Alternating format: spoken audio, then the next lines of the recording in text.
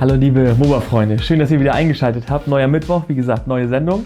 Den Spruch kennt ihr ja schon.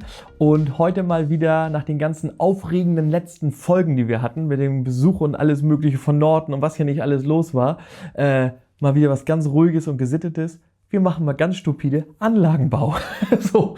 Und es geht einmal an Anlage 9 weiter. Da sind wir jetzt soweit durch.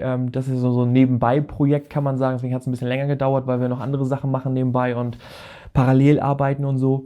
Geht jetzt langsam in die finale Phase. Da bin ich jetzt auf der letzten Ebene angekommen, ein bisschen am Kork kleben und sowas. Da ist nochmal ein kleiner Zeitraffer mit bei, damit ihr mal seht, wie weit ich da jetzt bin. Da werde ich jetzt in der kommenden Woche, gut, wenn ihr es seht, werde schon her sein, dann bin ich hoffentlich schon fertig mit der Anlage. Aber werden jetzt noch die letzten Gleise, letzte Ebene gelegt, Bahnhofsebene und sowas. Und dann geht es an die Verkabelung und dann geht es schon in die Demontage der Anlage, wird verladen auf dem LKW und geht ins Ruhrgebiet. Da freue ich mich schon drauf. Die werden wir ausliefern und dann haben wir Platz in der MOBA-Werkstatt für den nächsten Teil und für die nächste Anlage. Da ist der Steff schon fleißig bei sich in der Werkstatt und gibt Gas, die nächste Anlage soweit fertigzustellen. So, und ich habe hier bei mir in der kleinen Garage, sag ich jetzt mal, der Garagenwerkstatt, meine Ausweichwerkstatt, habe ich von Zetti und Kruschi unsere Messeanlage fürs MMC-Sommerfest. Und da sind wir jetzt endlich mal zugekommen. Ich war noch ein bisschen länger krank und so, hattet ihr ja mitgekriegt gehabt. Jetzt die letzten Wochen geht es alles ganz gut wieder, also wieder topfit. So habe ich jetzt mal Gas gegeben, muss jetzt ein bisschen Zeit aufholen wieder natürlich, weil wir die Burgsteinanlage natürlich noch richtig schön fertig kriegen wollen zum Sommerfest, damit ihr euch sie natürlich da vor Ort live angucken könnt und sie auch im besten Fall dann gleich kaufen könnt, wenn ihr möchtet. So, und deswegen wollen wir noch ein bisschen was machen. Ich habe die Hintergründe montiert und dann könnt ihr jetzt in dieser Folge schon sehen, was für einen Unterschied das macht, wenn man auf einmal eine kleine Anlage hat. Die ist ja wirklich nur, was ist sie jetzt, 1,20 mal 2,50. Was das ausmacht und wie viel größer eine Anlage gleich wirkt, wenn man einen schönen Hintergrund dran hat. Ne? Definitiv, wirklich toll.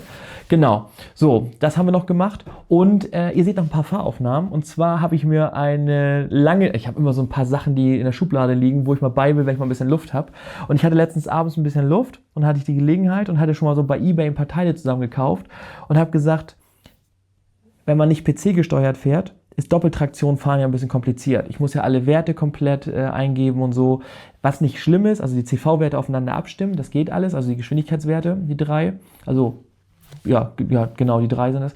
So, da hat Christian von Christians Modellbahn mal ein ganz tolles Video zu gemacht, das könnt ihr euch angucken, mit 2 Kreisen aufgebaut, wie die Loks genau gleich nebeneinander laufen und so. So, und ich habe gesagt, so, das kann man alles machen, habe ich keine Lust zu, bin ich ganz ehrlich. So, also ich habe tatsächlich auch mehrere Loks hier aufeinander abgestimmt, dass die in Doppeltraktion fahren können.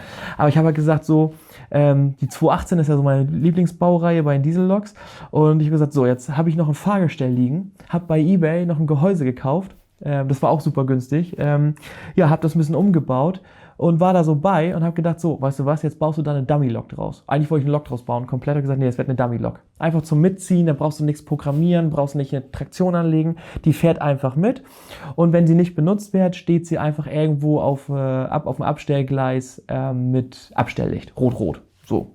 Das war so der Hintergedanke. Und dann habe ich gedacht, so, okay, das ist eigentlich eine geile Idee, machen wir mal. Habe geguckt, was kostet so ein Decoder, so ein kleiner Lokpilot FX, also Funktionsdecoder, Lokpilot ohne Sound. So, das war jetzt gebraucht, habe ich den gekauft bei eBay. Ich glaube, ich habe 20 € bezahlt. Schleifer unter, dafür natürlich ein Drehgestell, AC eingebaut, weil das Fahrgestell war ein DC-Fahrgestell. Habe 4 Achsen gekauft. Also bei dem AC-Modell gibt es ja immer eine Achse, die nicht angetrieben ist, also ohne Zahnrad. Davon habe ich für 4 Stück gekauft, habe die reingeklickt und das Ding läuft. Kurz programmiert.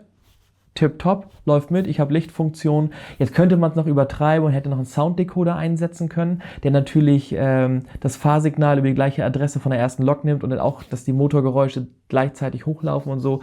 Das wollte ich aber nicht. So. Vielleicht mache ich das später nochmal, war nicht so geplant. Habe gesagt, ich will es einfach mal ausprobieren. Habe jetzt eine 218 und zwar vom Press die fortlaufende Nummer. Das war die 218056, weil die 54 habe ich angetrieben tatsächlich, original so. Habe dann die 56 quasi gebaut und die passt mir am besten eigentlich, weil die fährt so auf der Marschbahnstrecke hier bei uns auch.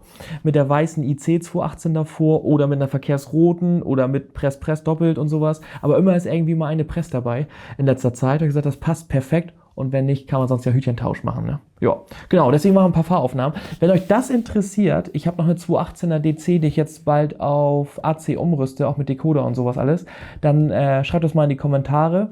Dann würde ich das nämlich mitfilmen und auch einmal einblenden. Ne? Genau, weil manchmal Tutorials sind ja nicht so gefragt, aber ab und zu, wenn so kleine Tipps das sind oder wie sowas funktioniert und wie einfach das eigentlich ist, wenn ihr das sehen wollt, dann kann ich das natürlich gerne mal mitfilmen, so ein bisschen über die Schulter. Ja, genau. Ja, ansonsten, dieses Mal, ja, ich sabbel schon wieder so lange, ich sehe das schon, Arne winkt schon wieder ab.